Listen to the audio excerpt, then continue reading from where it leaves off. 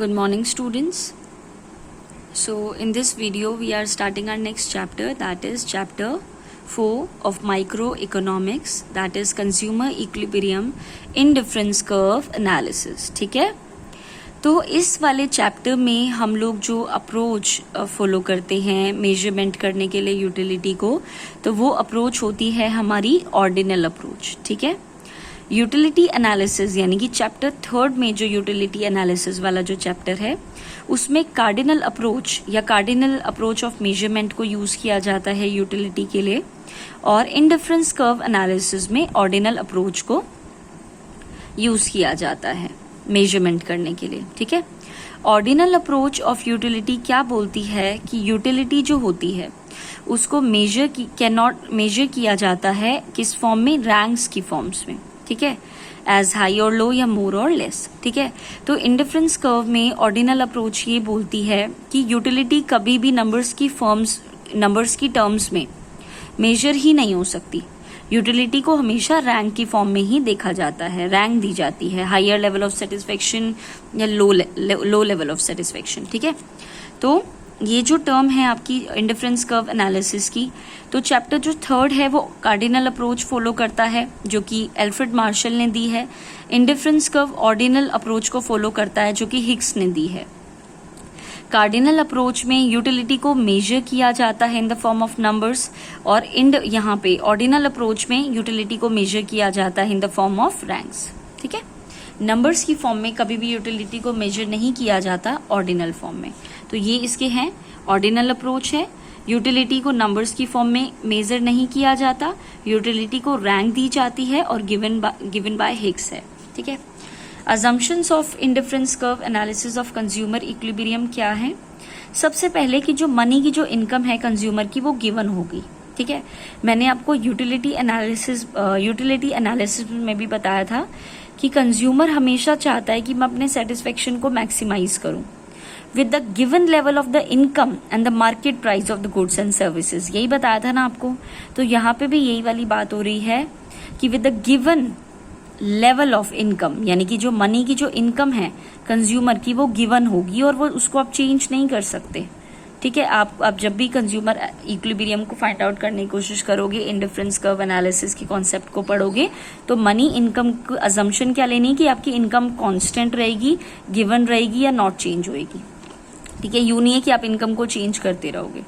Next है, consumer जो अपनी इनकम को खर्च करेगा ना, वो ऐसे 2 गुड्स पे ही खर्च करेगा जिसको आप एक दूसरे के लिए सब्स्टिट्यूट कर सकते हो. सब्स्टिट्यूट का मतलब समझते हो ना, जैसे कि टी के बदले में कॉफी, जैसे कि एप्पल के बदले में ऑरेंज, जैसे कि स्लाइस के बदले में माजा, या कोक के बदले में पेप्सी, या आलू के बदले में पनीर, इस तरीके से कुछ.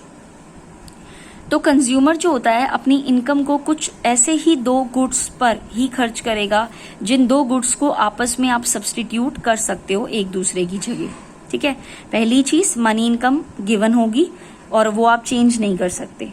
दूसरी चीज, इनकम जो खर्च होगी वो कॉम्बिनेशन ऑफ 2 गुड्स पे ही खर्च होगी, और वो 2 गुड्स ऐसे 2 गुड्स होने चाहिए जिनको आप एक दूसरे की बजाय मतलब एक दूसरे के बदले में सब्स्टिट्यूट कर सकते हो. नेक्स्ट है कि जो स्केल है आपकी कंज्यूमर की प्रेफरेंस का 2 गुड्स के लिए वो वेल डिफाइंड होगा. कि जो स्केल मतलब जो प्रेफरेंस का जो स्केल होता है, हर किसी का अपना अपना प्रेफरेंस स्केल होता है ना भाई. जैसे फॉर एग्जांपल कुछ लोग सिट्रिक फूड के एलर्जिक होते हैं, है ना, उनको ऑरेंज खाना इतना पसंद नहीं होता, लेकिन उनको एप्पल बहुत अच्छे लगते हैं. ठीक है, तो वो एप्पल खा सकते हैं और ये नहीं खा सकते, ऑरेंजेस नहीं खा सकते. तो उनका प्रेफरेंस ऑफ स्केल में मेन जो प्रेफरेंस रहेगी वो एप्पल की रहेगी रेदर देन ऑरेंज की. ठीक है, तो जो स्केल होता है प्रेफरेंस कंज्यूमर की प्रेफरेंस का 2 गुड्स के लिए वो पहले से ही वेल डिफाइंड होगा, जो कि आपको ये कहता है इंटेंसिटी ऑफ डिजायर के बारे में बताता है कि अगर मार्जिनल यूटिलिटी ज्यादा है या पॉजिटिव है तो वो तभी है जब तक आप कंजम्पशन कम कर रहे हो. Because as we consume more and more units of the commodity, जैसे ही आप कंजम्पशन को बढ़ाएंगे marginal utility MU tends to decline. कि as we consume more and more units of the commodity, marginal utility tends to decline, जो कि law of DMU भी बोलता है कि MU decrease होता है with the increase in the consumption, कि जैसे जैसे आप consumption ज्यादा करोगे MU decline हो जाएगा. ठीक है. चलिए नेक्स्ट असम्पशन है more of a good always gives more satisfaction to the consumer. This is important, कई बार पेपर में आ जाता है, 1 मार्क्स में भी इम्पॉर्टेंट है, लेकिन बच्चे भूल जाते हैं बहुत ज्यादा, ठीक है, बहुत जल्दी भूल जाते हैं इसको। तो monotonic preference for a good का मतलब क्या है कि मोर of a good always gives more satisfaction, है ना, कि जितने ज्यादा गुड्स होते हैं ना उतना ज्यादा आपको सेटिस्फेक्शन मिलता है, ठीक है। जैसे कि मैंने एग्जाम्पल भी दिया कि फॉर एग्जाम्पल गर्ल्स होती हैं तो उनके पास जितने ज्यादा कपड़े होंगे ना उनको उतना सेटिस्फेक्शन होता है। सेम एज विथ शूज, ठीक है, जैसे कि अगर फॉर एग्जाम्पल बॉयज के लिए शूज ले लें या कोई भी चीज इस तरीके से ऐसे ले लें, कोई भी एक ऐसी गुड जो उनको लगता है जितनी कम है तो वो उनको सेटिस्फेक्शन नहीं होता, जितनी ज्यादा है तो उनको सेटिस्फेक्शन होता है। तो मोर of a good always gives more satisfaction, ठीक है, कि जितने ज्यादा गुड्स आप खरीदोगे उतना ज्यादा आपको सेटिस्फेक्शन होगा, ठीक है। सेटिस्फेक्शन मिलेगा किसको, कंज्यूमर्स को। इसको हम लोग क्या बोलते हैं, monotonic preference for a good. क्या बोलेंगे, monotonic preference of a good, क्योंकि मोनोटोनिक प्रेफरेंस का मतलब क्या है, जितना ज्यादा गुड्स उतना ज्यादा सेटिस्फेक्शन, और जितना कम गुड्स उतना कम सेटिस्फेक्शन। लास्ट आ जाता है कंज्यूमर इज रैशनल, कि कंज्यूमर जो है वो रैशनल है। इसका मतलब क्या है कि वो हमेशा अपने अपने फायदे के बारे में सोचता है कि उसका जो सेटिस्फेक्शन है वो मैक्सिमाइज हो जाए। नेक्स्ट आ जाते हैं नेक्स्ट टॉपिक पे, that is indifference set. Indifference set का मतलब क्या होता है, it is the set of those combination of 2 goods. ये कॉम्बिनेशन होता है 2 गुड्स का जो कि ऑफर करता है कंज्यूमर को the same level of satisfaction, ठीक है। यहाँ पे कॉम्बिनेशन, इंडिफरेंस कर्व ये बात बोलता है कि ये कॉम्बिनेशन है 2 गुड्स का, लेने 2 ही गुड्स हैं, 3 या 4 मत ले लेना, क्योंकि इसकी अपनी एक बाउंड्रीज हैं, अजम्पशन है कि 2 गुड्स ही लेना है, ठीक है। तो it is a set of those combination of 2 goods, combination है 2 गुड्स का जो कि कंज्यूमर को सेम लेवल ऑफ सेटिस्फेक्शन देता है, यानी कि which offers the consumer the same level of satisfaction, ठीक है। इसका मतलब कंज्यूमर इंडिफरेंट होता है, across all the combination of the indifference curve, कि चाहे वो कॉम्बिनेशन कोई भी ले ले, कंज्यूमर हमेशा इंडिफरेंट रहेगा। अब कई बार बच्चों को समझ नहीं आता कि इंडिफरेंट क्या है। इंडिफरेंट का मतलब क्या है कि कंज्यूमर को एज सच कोई भी फर्क नहीं पड़ता, चाहे वो कॉम्बिनेशन कोई भी चूज कर ले तो वो इंडिफरेंट है, उसका जो बिहेवियर है वो सेम रहेगा, ठीक है, उसको सेम लेवल ऑफ सेटिस्फेक्शन मिलेगा चाहे वो कोई भी कॉम्बिनेशन ले ले, ठीक है। यानी कि जैसे कुछ भी आप ले लो, फॉर एग्जाम्पल आप किसी से बात कर रहे हो, ठीक है, तो यानी कि या फिर कुछ भी कह सकते हैं कि कोई आपसे बात करे या ना करे आपको कोई फर्क नहीं पड़ता, वैसे ही कंज्यूमर को कोई फर्क नहीं पड़ता चाहे कोई भी कॉम्बिनेशन हो, ठीक है। अब जैसे यहाँ पे कॉम्बिनेशन हमने लिए, एक टेबल ड्रॉ करेंगे, combinations, number of apples, number of oranges, या यूनिट्स की फॉर्म में लिख सकते हैं। कॉम्बिनेशन ए, कॉम्बिनेशन बी, कॉम्बिनेशन सी, कॉम्बिनेशन डी। एप्पल्स के लिए जैसे पहले एक एप्पल जब मैंने कंज्यूम किया तो उस दौरान ऑरेंजेस हम लोग 10 यूनिट्स कंज्यूम कर रहे थे। फिर बी कॉम्बिनेशन में हमने एक और एप्पल लिया, यानी कि हमने 2 एप्पल्स का कंजम्पशन किया, ऑरेंजेस हमने कम कर दिए, ठीक है, ऑरेंजेस हमने क्या कर दिए, कम कर दिए, क्योंकि एक को बढ़ाना है तो दूसरे को तो घटाना ही पड़ेगा, है ना, तो ऑरेंजेस को हमने रिड्यूस कर दिया। फिर सी कॉम्बिनेशन में हमने एक एप्पल और कंज्यूम कर लिया, यानी कि 3 एप्पल्स का कंजम्पशन हो रहा है, ठीक है। तो एप्पल्स जितना ज्यादा हम लोग करेंगे उतना ऑरेंजेस को क्या करना पड़ेगा, सेक्रीफाइस करना पड़ेगा। तो ये देखिए 7 से फिर 5 पे आ गया, और ज्यादा सेक्रीफाइस हो गया।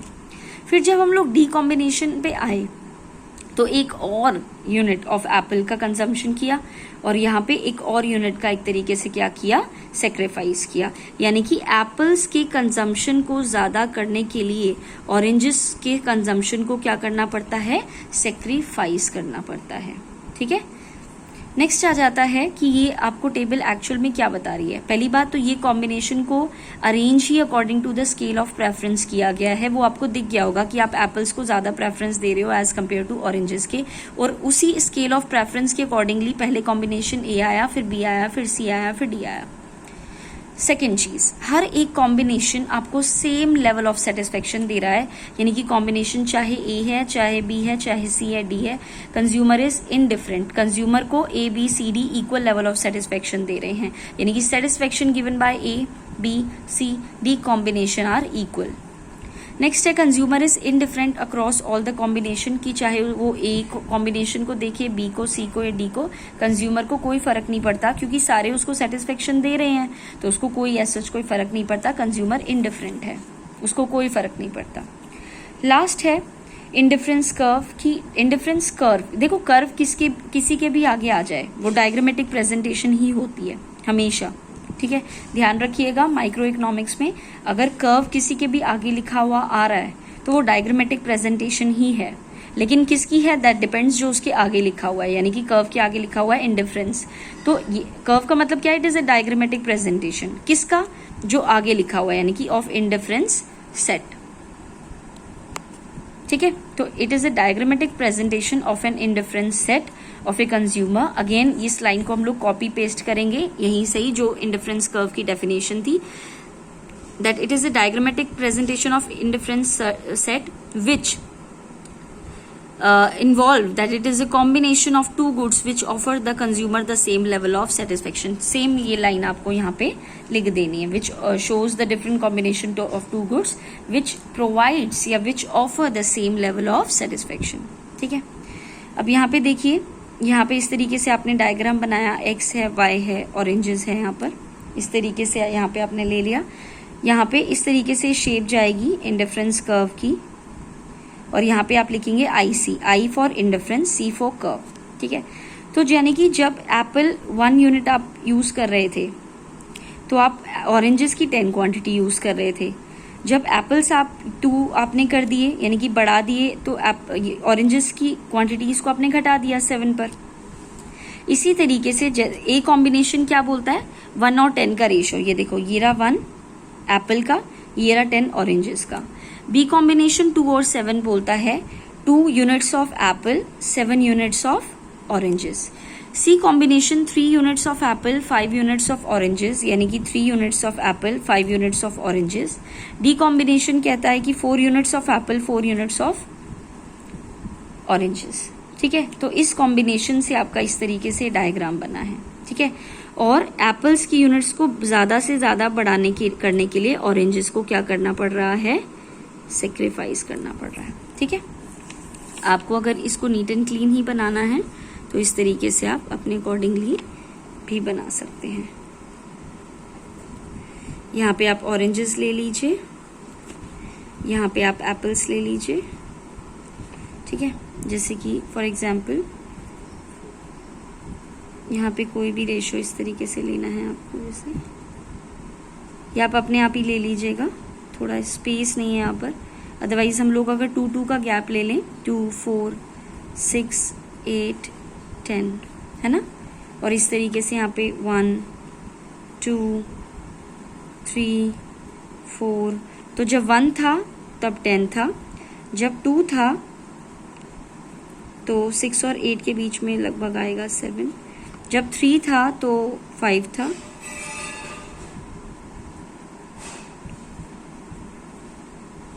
ठीक है, जब 4 था तो 4 था, ये कॉम्बिनेशन था, है ना। तो इस तरीके से आप क्या बनाएंगे,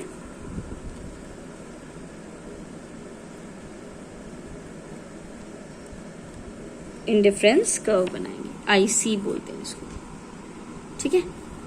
लाइंस लगानी है तो आप लगा सकते हैं,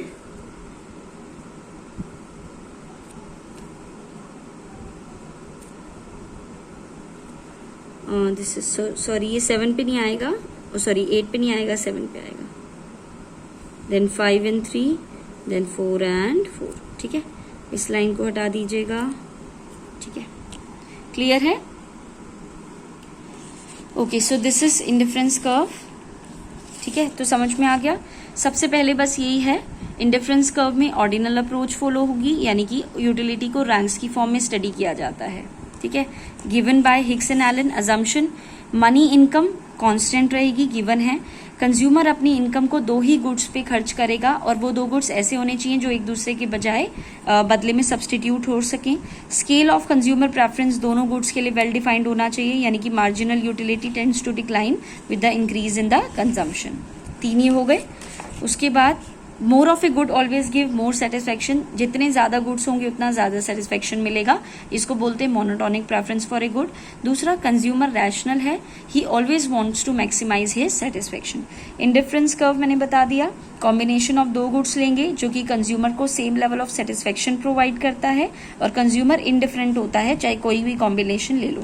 ये टेबल आपको लर्न करनी पड़ेगी, ABCD 1 2 3 4 10 7 5 4, ठीक है, 10 7 5 4। कंज्यूमर कॉम्बिनेशंस को अरेंज किया गया है स्केल ऑफ प्रेफरेंस के अकॉर्डिंगली। हर एक कॉम्बिनेशन एक सा ही सेटिस्फेक्शन दे रहा है और consumer is indifference across all the combination, चाहे वो कोई भी हो। Indifference curve is a diagrammatic presentation of the indifference set which shows the different combination of the two goods or two commodities which offer the same level of satisfaction, ठीक है। ये इस तरीके से आप यहाँ पे करेंगे। क्लियर है? In case of any doubt you can ask.